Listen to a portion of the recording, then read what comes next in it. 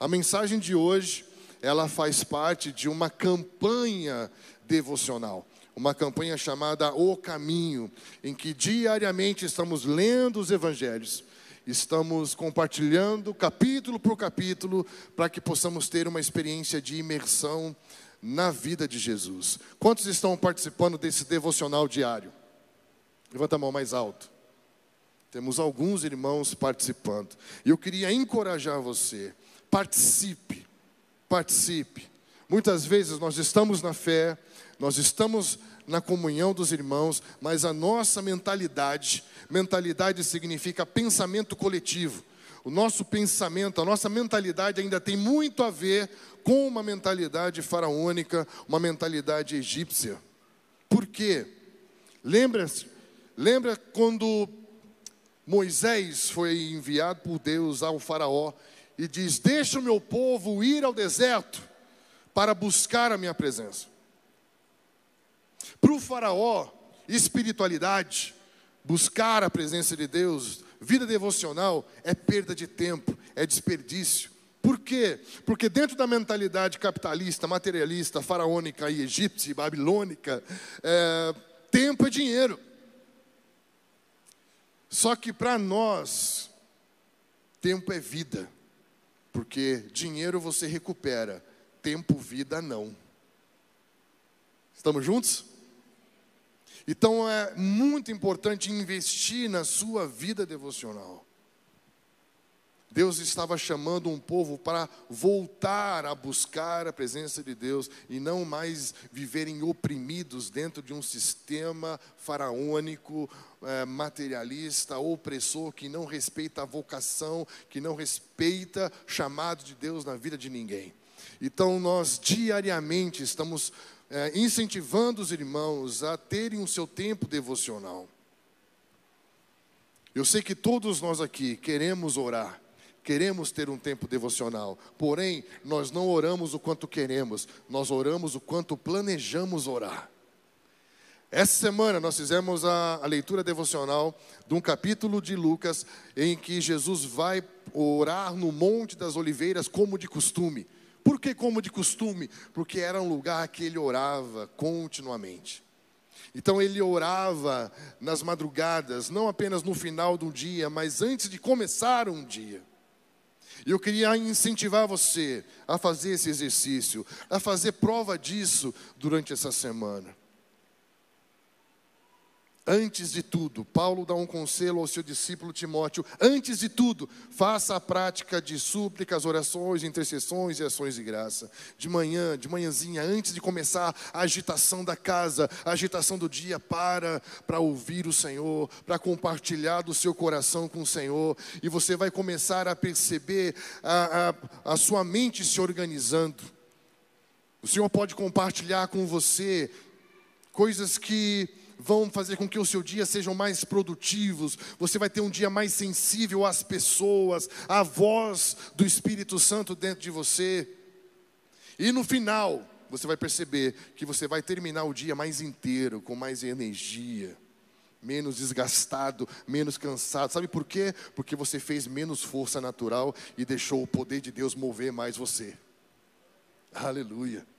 Então faça isso, marque um encontro com Deus. Você não ora o quanto você quer orar, você ora o quanto você planeja orar. Por isso que Deus falou para Moisés: Moisés, amanhã, de manhã, você sobe, leva contigo uma tábua de pedra, porque não tinha bloco de notas, e eu vou falar com você. Eu queria convidar você: faça esse exercício amanhã de manhã, antes de começar o dia. Sobe, porque o Senhor vai falar com você. Anota. Presta atenção, porque o Senhor vai fazer com que você seja mais sensível à sua voz. Talvez amanhã você economize tempo, energia, recurso, dinheiro, porque talvez amanhã você esteja mais sensível a ouvir o Senhor te orientando aos clientes que você tem que visitar, e você vai economizar tempo, energia, e vai ser muito mais produtivo nos seus negócios. Talvez você seja mais sensível às demandas da sua casa, da sua família. Deixa Deus falar com você. Amém, queridos? Não veja o tempo devocional de oração, de leitura diária como perda de tempo, mas como um grande investimento para que Deus faça a sua vida avançar, progredir, em nome de Jesus. Amém, queridos? E nós vamos seguir essa série hoje, falando sobre quando Jesus é o centro de tudo. Quando Jesus é o centro de tudo. Quando nós falamos sobre Jesus ser o centro de tudo, nós temos que pensar o que seria centralidade. O que é Jesus ser o centro de tudo? O que é centralidade? Centralidade é o caráter daquilo que é importante. Centralidade é o que constitui a essência de algo. A essência de algo é o que é o mais importante de algo. Quer dizer que tudo aquilo que acontece, acontece a partir de um centro, acontece a partir de uma essência, acontece a partir de um eixo central. A vida se move a partir de um eixo central. Esse eixo central é o que nós chamamos de cristocentricidade, quando Cristo é o centro da vida. Interessante que existe o livro da revelação de Deus, e muitos chamam também a criação como um livro que fala sobre a revelação de Deus. Paulo explica isso em Romanos 1, que nós olhamos para a criação, para as coisas criadas, e vemos atributos de Deus, a divindade de Deus. E quando você vai perceber o universo criado, você vai ver que a Lua vai orbitar em torno da Terra, enquanto a Terra orbita em torno do Sol, enquanto a Terra tem um eixo imaginário a partir do qual ela gira. Esse eixo é centralidade. Então todo o universo ele se move em torno de algo. A sua vida se move em torno de algo. O que eu quero dizer para você? Para que Jesus seja o centro de tudo, você precisa permitir que o Evangelho toque o centro da vida. Eu vou falar de novo. Para que Jesus seja o centro de tudo, para que haja centralidade, para que haja equilíbrio, para que a sua vida não esteja fora do eixo, é necessário que o Evangelho toque o centro da vida. Então, primeira coisa que nós já entendemos, que tudo gira em torno de um eixo, que tudo na vida precisa de centralidade, que vai fazer com que tudo se mova em equilíbrio e num sentido perfeito. Só que, para que haja centralidade na nossa vida, é necessário que o Evangelho toque o centro da vida. E a pergunta é, o que é o Evangelho? Muitas vezes pensamos que o Evangelho é quando você fala para alguém que Jesus morreu na cruz pelos seus pecados para que ele não vá para o inferno. Eu quero te dizer algo. Isso é parte do Evangelho. Se alguém perguntar para você o que é o Evangelho é a história de Deus. O Evangelho é a história de Deus. A história de Deus ela é organizada em 4 capítulos. Repita comigo: criação, queda, redenção e consumação. Essa é a história de Deus. Você vai ver a igreja do primeiro século. Pedro, quando são cheios de Espírito, começa a pregar o Evangelho, contar a história de Deus. Estevão morreu pregando o Evangelho, contando a história de Deus desde o princípio. Paulo, em Atenas, no centro acadêmico, filosófico e religioso da época, contou a história de Deus desde o princípio. O Evangelho é toda a história de Deus, que Deus Trinitário cria para que toda a sua criação se relacione com Ele. Pecado é separação, separação é morte. Cristo vem nos reconciliar com Deus para que voltemos a nos relacionar como antes. E então, sejamos o povo do reino de Deus e possamos reinar com Ele sobre a terra. Olha que história! Na minha época, há muito tempo atrás, quando eu estudava, tinha uma diferença na palavra história que eu acredito que hoje não exista mais. Não sei se você lembra disso. Antigamente tinha história com H e história sem H. Quem lembra disso? História com H é quando a história é verdadeira.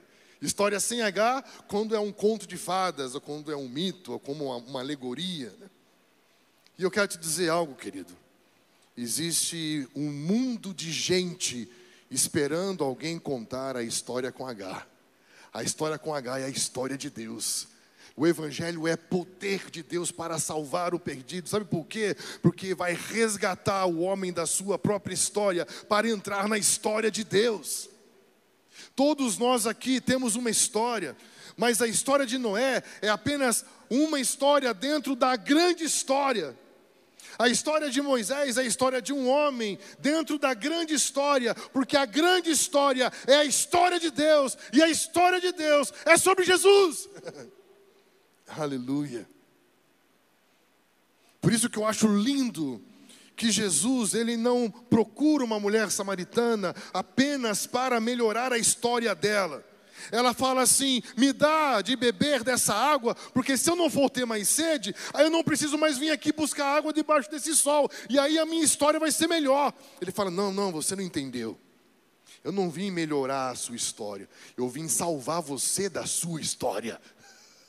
Porque a sua história é ruim. Me conta a sua história. Ela fala: eu já tive 5 maridos, o que eu tenho não sei se é, e eu estou aí. É uma história boa? Estou entendendo? Jesus fala: então, eu vim salvar você da história que você está vivendo, para você viver a história de Deus. Aleluia.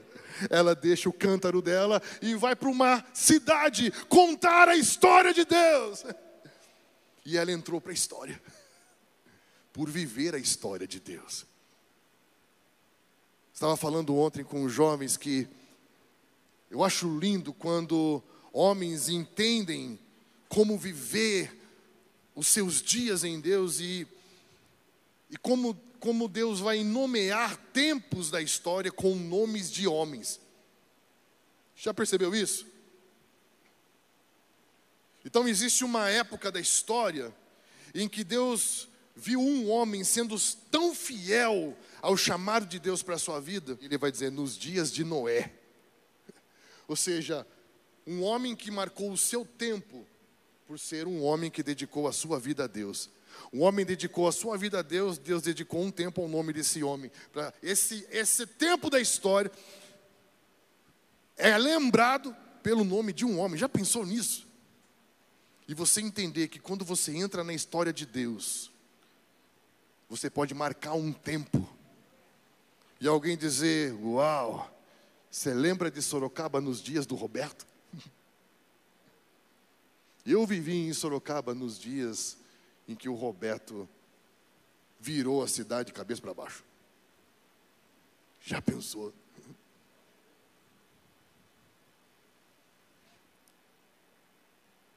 O que Deus tem para nós é algo muito maior do que você viver a sua história. É nos chamar de volta para viver a história de Deus. Amém, queridos? Que Deus nos dê graça para isso. Então o Evangelho, ele é a história de Deus. E quando esse Evangelho, ele é comunicado, ele é pregado, Paulo diz em Coríntios 4 que há uma luz no Evangelho. Ele tem uma luz, e essa luz é a glória de Cristo, que é a imagem do Pai. Então o Evangelho, quando falado, ele acende uma luz. E quando essa luz é acesa, ela revela Jesus. E Jesus revela o Pai. E isso vai fazer com que as pessoas comecem a encontrar centralidade de novo. E comecem a trazer a vida para o eixo de novo. Porque tudo no universo gira em torno de um eixo. Mas parece que o homem tenta mover a sua vida em torno de si mesmo. Como se ele pudesse ser o eixo da sua própria vida. E as coisas parecem que travam, não se movimentam. Nessa noite a palavra do Senhor é: eu vim para ajudar você a colocar a sua vida no eixo de novo. Para que as coisas que estão paradas comecem a se mover. Para que as coisas que estão desordenadas comecem a se ordenar. Para que Senhor Jesus seja o centro de tudo. Primeiro, o Evangelho tem que tocar o centro da vida. O Evangelho é a palavra de Deus, que é poder de Deus, que é história de Deus. E esse Evangelho tem que tocar o centro da vida. E a pergunta é: o que é afinal o centro da vida? A palavra diz em Provérbios capítulo 4, versículo 22: sobre tudo que se deve guardar, guarda o seu coração, porque dele procedem as fontes da vida. Olha aí o que nós já aprendemos. Tudo no universo se move a partir de um eixo. Centralidade. Para que haja centralidade, o Evangelho precisa tocar o centro da vida. E o que é o centro da vida? O coração. É de onde flui. Mas o que flui do coração do homem? Olha o que diz na sua Bíblia em Marcos capítulo 7, versículo 21. Porque de dentro do coração dos homens é que procedem os maus desígnios, desejos, prostituição, furtos, homicídios, adultérios, avareza, malícia, dolo, lascívia, inveja, blasfêmia, soberba, loucura. Todos esses males vêm de dentro e contaminam o homem. O que ele está dizendo? Que um homem, uma vez fora do eixo, isso afeta a centralidade da sua vida. E o que é o centro da vida? O coração. E essas coisas começam a fluir do dentro de um coração fora do eixo. Do eixo central e fundamental da vida, que é Cristo. Estamos juntos? Sabe o que isso quer dizer? Que ninguém aqui precisa fazer esforço para ser carnal. Já percebeu isso? Que não precisa fazer esforço para ser carnal. É só a gente ser a gente mesmo. Porque isso flui naturalmente do nosso coração. Eu contei para os irmãos que eu quase arrumei problemas uma vez. Estava ministrando num centro terapêutico, em que tinham jovens ali num processo de tratamento da dependência química. E eu falei assim para eles: sabe que vocês não estão aqui por causa da droga, vocês não estão aqui por causa da bebida. Porque não é o que entra que contamina. Vocês estão aqui porque o coração de vocês é mau. Quase apanhei, cara. Mas nós precisamos parar de tratar efeitos e ir direto à causa. Jesus foi direto à causa, a dor do coração de uma mulher. Estão entendendo?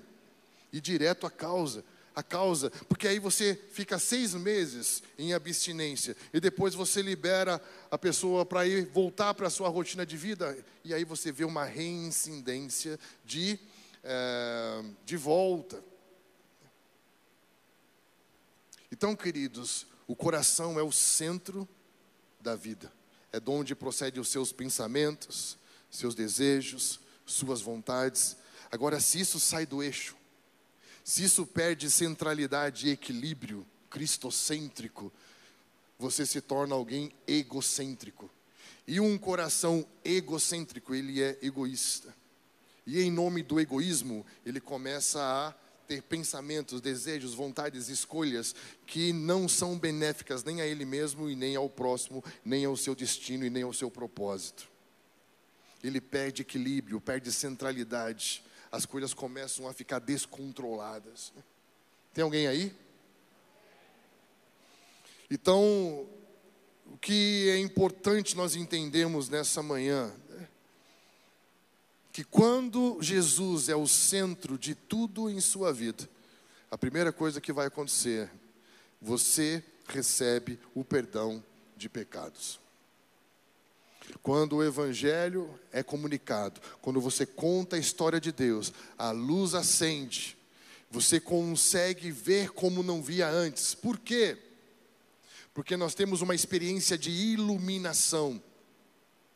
Paulo vai explicar isso, que somos salvos pela fé mediante a graça e não por obras ou merecimento. Então, quando você prega o Evangelho tem uma luz, a luz acende, você vê, isso se chama dom de Deus, iluminação do Espírito Santo. Ninguém consegue ver sem que Deus mesmo acenda a luz. Então o próprio Deus acende a luz por meio de contar a história. Aí você consegue ver o que você não conseguia ver antes, inclusive a sua real condição. E você vê, a minha vida precisa entrar no eixo. Eu preciso de centralidade. Eu preciso recuperar equilíbrio. A minha vida não pode mais estar desgovernada. E aí você tem consciência de pecado. Consciência de que você precisa de perdão, alinhamento, eixo. Estamos juntos? Isso é muito especial, porque em Mateus 1:21 fala que Ele dará luz a um filho e você receberá, dará o nome de Jesus, porque Ele salvará o seu povo dos seus pecados. O que é pecado? A palavra grega hamartia, errar alvo. que é errar alvo? É você sair da direção original, é perder o eixo, comprometer destino. Imagina você estar num voo e o motorista fala assim: vamos fazer um teste. Eu tenho um mapa de voo, eu vou mudar só 1 grau. Pequenas mudanças, pequenas flexibilidades, pequenas relativizações. A curto prazo parece, mas não tem nada a ver.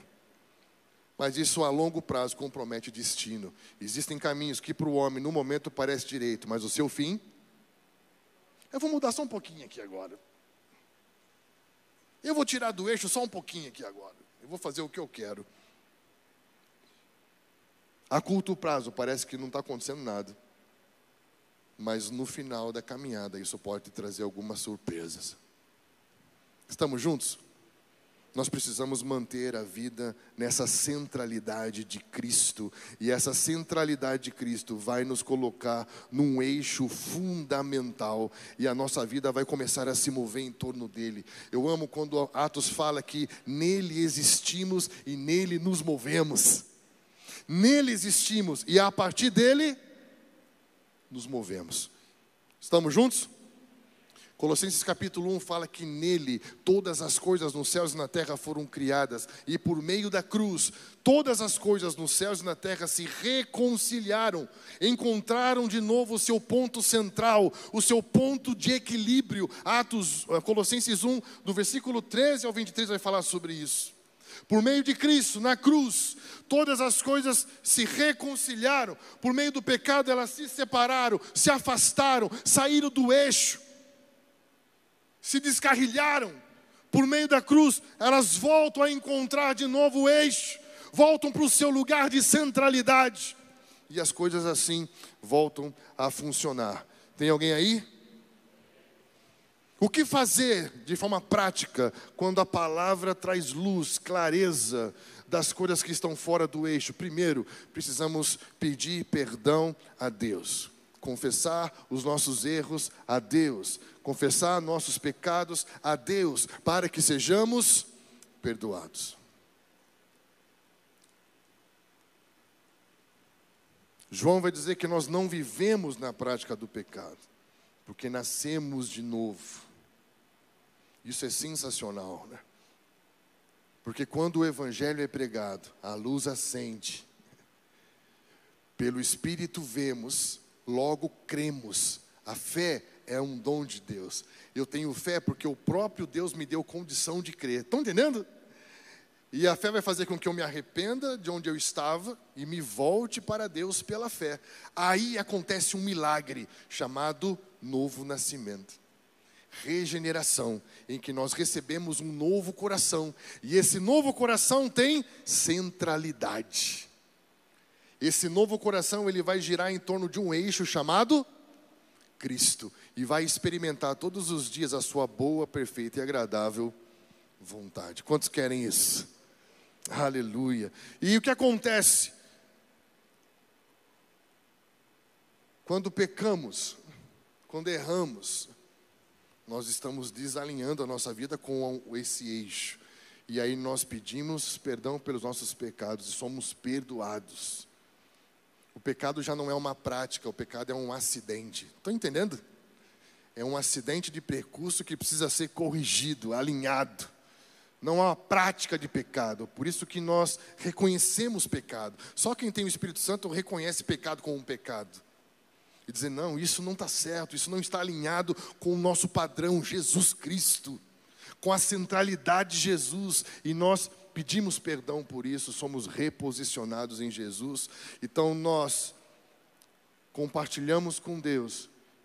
E a Bíblia fala em 1 João 1,9 de também compartilharmos com os nossos irmãos. Para que eu fui perdoado por Deus, mas o meu irmão me ajuda a experimentar o processo da cura. Me ajuda a lidar com aquilo que eu não consigo lidar sozinho. Só que guarde algo, querido. A palavra confessar é a palavra homologar. E no direito, homologar é você tornar oficial, legal, legislativo, um ato. Se confessar é homologar, tornar legal, quer dizer que confessar é um ato pactual. Você faz quando tem aliança. Estamos juntos? Então, se você está na aliança com Deus e precisa colocar no eixo, há uma confissão para que Deus te perdoe e a sua vida encontre de novo centralidade. Amém, queridos?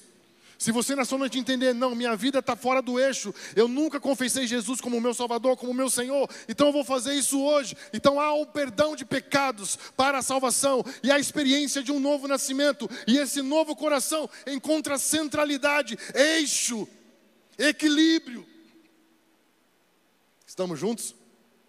E quando nós estamos na caminhada cristã, que é uma caminhada compartilhada, não é uma caminhada solitária, nós compartilhamos com os nossos irmãos de aliança os desafios da nossa jornada, para que possamos crescer, sermos curados.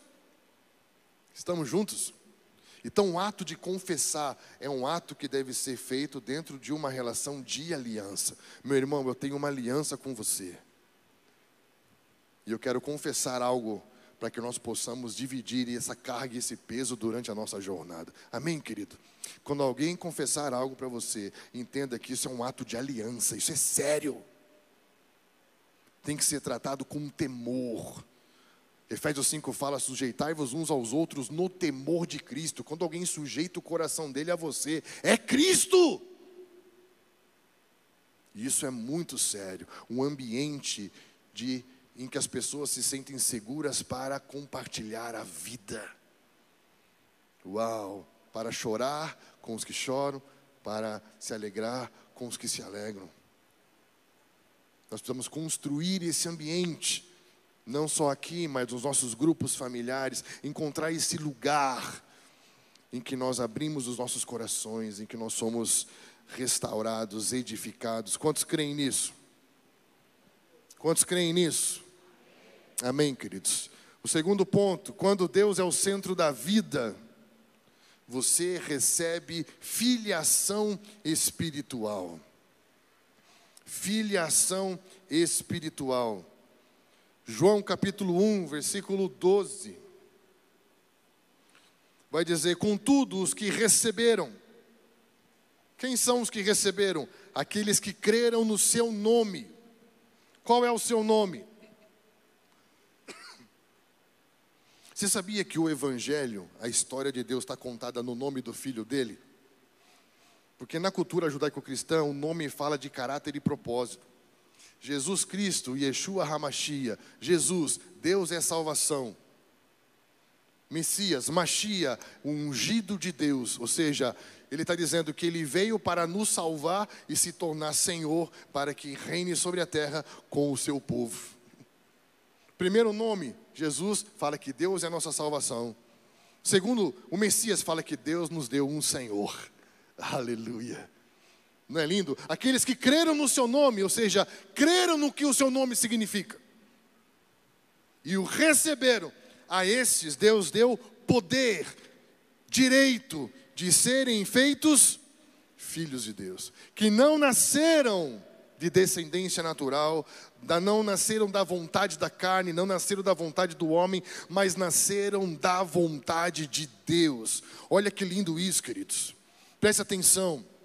Quando o Evangelho toca o centro da vida, ele traz de novo centralidade. Coloca as coisas em ordem. Por quê? Pensa comigo. Nós estamos abrindo o Evangelho. Paulo fala que o Evangelho tem uma luz. Quando a luz acende, a gente vê com claridade. E veja agora com claridade. Deus é eternamente Pai do seu eternamente Filho. E criou o homem para ser conforme a sua imagem. Mas Paulo diz em Romanos 8 que ele nos predestinou para sermos conforme a imagem do seu Filho. Predestinar é dar um destino antes, ou seja, antes do homem ser materializado no barro, ele foi concebido na relação trinitária. Deus diz, façamos o homem, para ser como? Para ser como o meu filho, Jesus. Aleluia. Deus é eternamente Pai do seu eternamente Filho e criou o homem para ser conforme a imagem do seu Filho Jesus, para que sejamos uma família de muitos filhos como Jesus. Aleluia. Esse é o plano.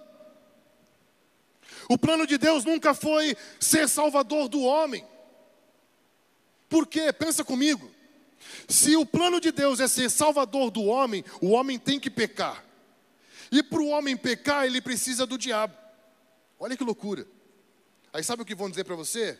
Que Deus e o diabo são a mesma pessoa. Porque se o plano de Deus é ser salvador e o homem, para precisar de um salvador, tem que pecar, e para o homem pecar ele precisa do diabo, então Deus e o diabo é uma coisa só. Olha que loucura.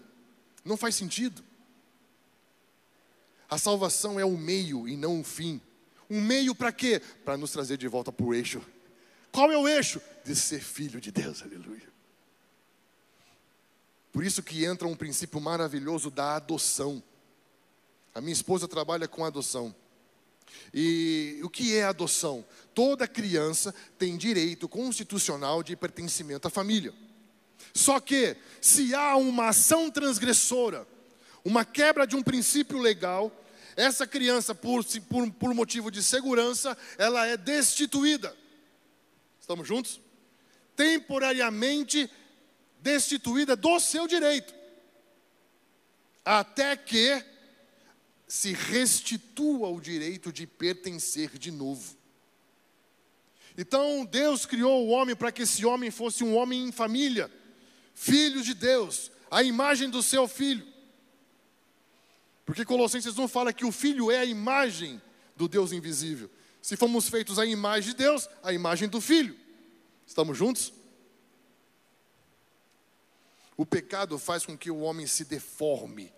Como no filho pródigo, ele fala: eu não preciso de um pai, eu quero viver a minha vida sozinho. Isso é a queda. Filho pródigo não é a história do desviado, é a história da humanidade. Eu não preciso de um pai, eu preciso apenas que você me dê o que é meu para eu viver a minha vida, as minhas vontades, as minhas escolhas, a minha independência, a minha autonomia. E de repente esse menino perdeu tudo, porque ele não tinha estrutura para lidar com aquilo que ele pediu, não estava pronto, não era a hora. E quando ele volta para a casa do pai, presta atenção, ele entende que ele havia cometido uma transgressão. Eu não tenho mais direito de ser chamado seu filho, então me contrata como um dos seus trabalhadores. Ele era filho, mas tinha perdido o direito. Quando o pai fala: não, eu não vou te dar uma carteira de trabalho, eu vou te dar uma certidão de nascimento, o que ele está dizendo? Eu vou te adotar. O que é adotar? É restituir o direito que foi perdido. Aleluia. Por isso que Efésios 1 fala que ele nos predestinou para a adoção de filhos por meio de Jesus. Quando Jesus é o Senhor de tudo, nós recebemos o direito de filiação. Somos chamados filhos de Deus novamente, querido. Isso é lindo. Eu trabalhei 2 anos com política pública. E trabalhava com política pública dentro da área de juventude. E o prefeito falou assim: eu não sei o que fazer com a droga, violência, com o nível de prostituição que está crescendo na cidade. E lá no sul tem muito ocultismo, satanismo, sacrifício humano, essas coisas assim. E aí eu trabalhava na equipe de gestão do departamento de juventude da cidade e eu fui pensar com relação a isso. E tanto a violência, quanto a drogadição, quanto a prostituição, a imoralidade no meio dos jovens, quanto o ocultismo, a busca pelo satanismo, tudo isso me levou a um lugar comum: orfandade. O que é orfandade? A ausência, a falta de um referencial paterno. O homem foi criado para ser filho. Na ausência de um pai, ele vai se deixar ser adotado por um traficante. Ser adotado por um homem que vai prometer um amor, uma aceitação, um afeto que não é encontrado na relação primordial com Deus. Então o que um traficante faz é uma adoção. Um que aliciador sexual faz é adoção. O que um pregador do satanismo fala: o diabo é um pai que Deus não foi. Estão entendendo? Eu olhei nos olhos de um satanista uma vez e falei assim: há quanto tempo você não fala com seu pai? Porque eu sabia que a devoção dele a Satanás era um sentimento de ressentimento, de dor e de vingança pela falta que o seu pai lhe fez. Estão entendendo? A vida fora do eixo, desorganizada. Quando o evangelho toca o centro da vida, ele coloca a vida do eixo e não fala: você tem um pai. E Jesus veio para nos trazer de volta para casa. E nós somos uma igreja família. Aleluia. Que lindo isso. A orfandade, ela é vaidosa. A orfandade faz com que as pessoas tenham o sentimento o tempo de provar algo sobre si mesmos o tempo todo. Um filho que é filho, ele não precisa provar que é, ele sabe que é. E o que vai nos sustentar nos momentos difíceis é você entender que você tem um pai presente. Estão entendendo? Nós o tempo todo no mundo vamos ser questionados na nossa identidade. Satanás chegou para Jesus e falou assim: se você é quem você diz que você é, então faça, ou seja, prove. Ele diz: não preciso, o pai acabou de falar para mim quem eu era. Uau, tu és o meu filho amado em quem eu tenho prazer. Não pelo que você vai fazer, mas simplesmente por quem você é.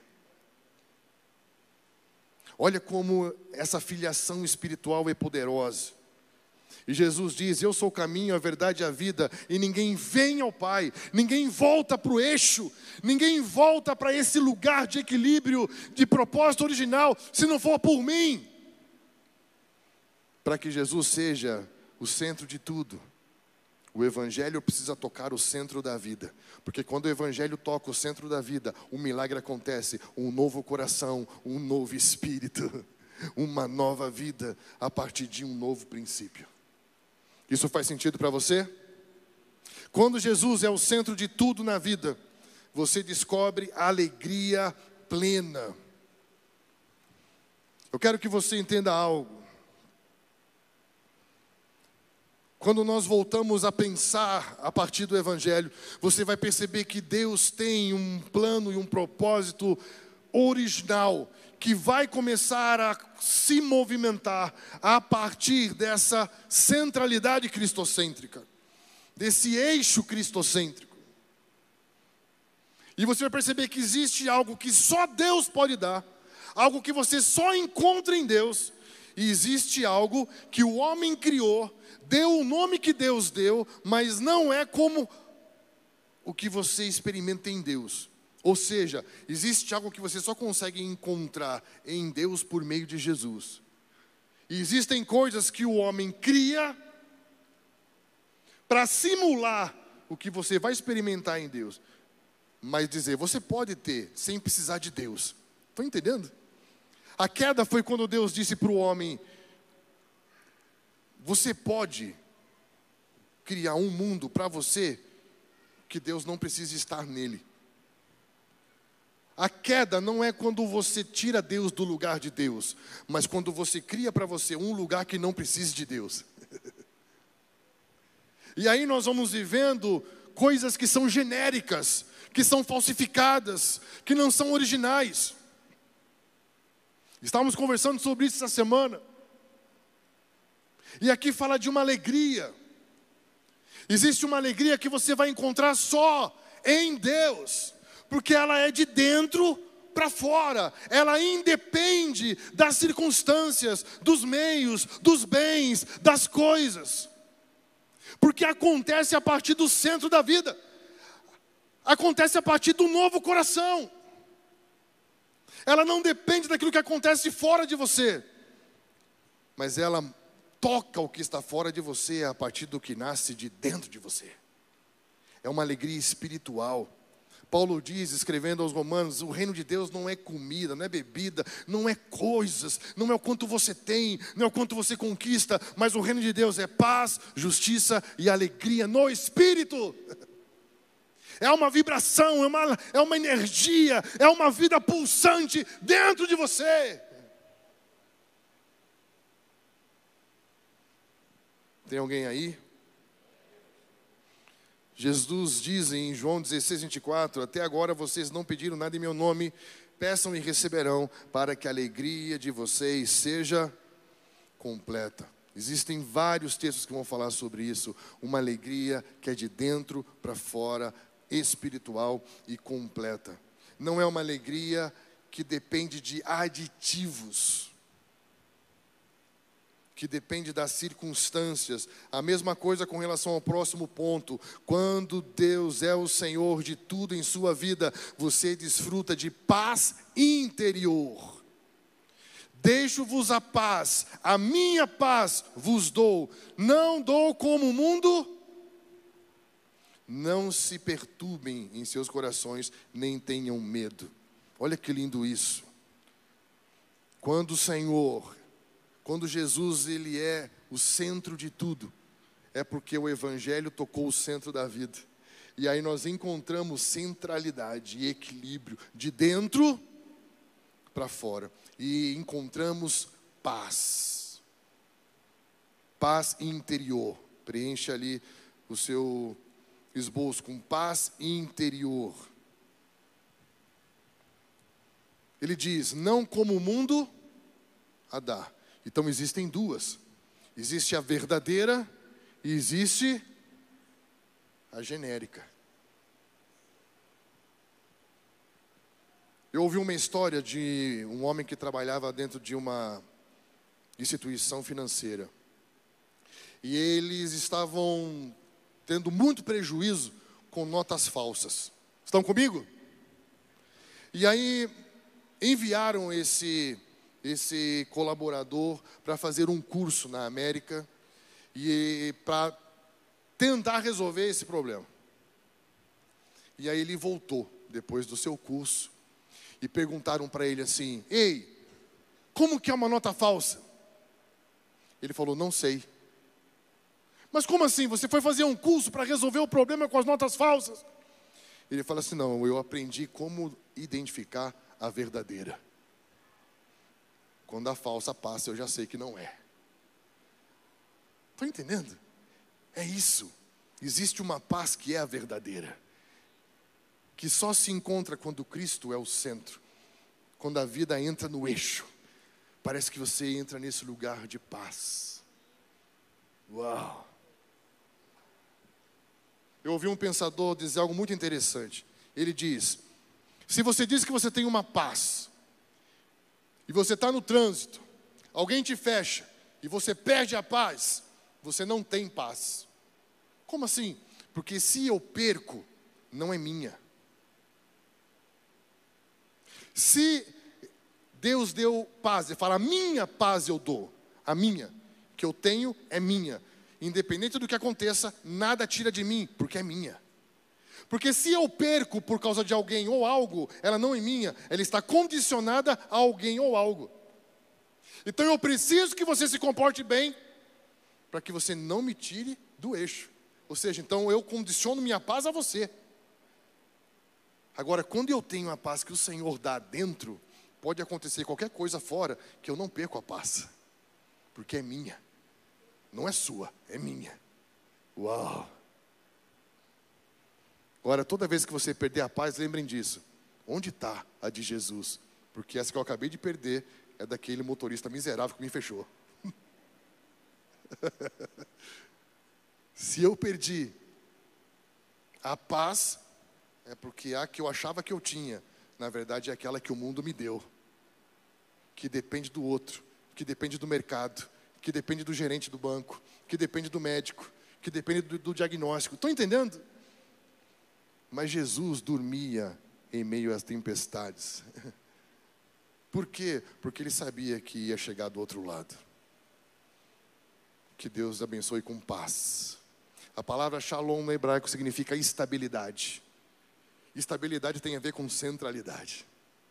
Estabilidade emocional, paz. Estabilidade espiritual, estabilidade financeira, estabilidade psíquica. Que Deus nos dê paz. Amém, queridos? Jesus ressuscitou, túmulo vazio, o discípulo desistindo. Aí ele deu maior trabalho para Jesus apacentar todo mundo, levou todo mundo para dentro de uma mesma sala, e a primeira coisa que ele diz é: Shalom, paz esteja com vocês, pelo amor de Deus. Amém, queridos? Quando Jesus é o centro de tudo, nós desfrutamos de paz, paz interior. E o próximo ponto é: quando Jesus é o centro de tudo em sua vida, você encontra proteção contra as trevas. Proteção. Quando Jesus é o centro de tudo, não há o que temer. Proteção contra as trevas. Eu sou a luz do mundo. João 8,12 vai dizer isso. Quem me segue nunca andará em trevas, mas terá a luz da vida. Repita comigo: maior é o que está em nós do que o que está no mundo. Amém, querido? Quando Deus chamou Abraão e falou assim: Abraão, sai da tua terra, da tua parentela, da casa do teu pai, eu vou colocar a sua vida no eixo. E agora a sua vida vai começar a se mover a partir de um novo eixo, que é a minha palavra. A palavra apareceu para ele numa visão. Se isso não é Jesus, eu não sei o que é, não é? Quem almoçou com Abraão? Se não for Jesus, também não sei quem foi. Então, ele teve esse encontro com Jesus, que é centralidade.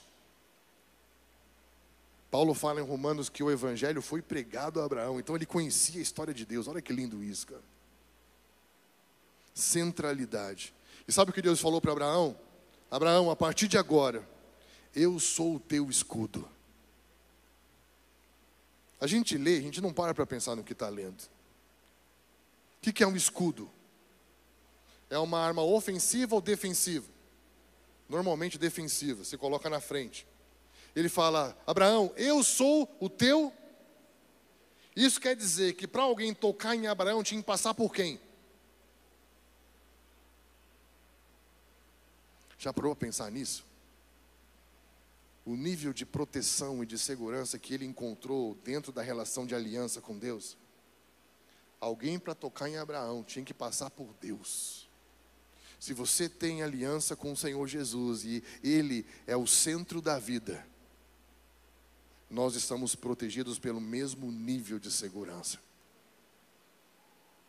Porque nós somos abençoados com as mesmas bênçãos de Deus a Abraão.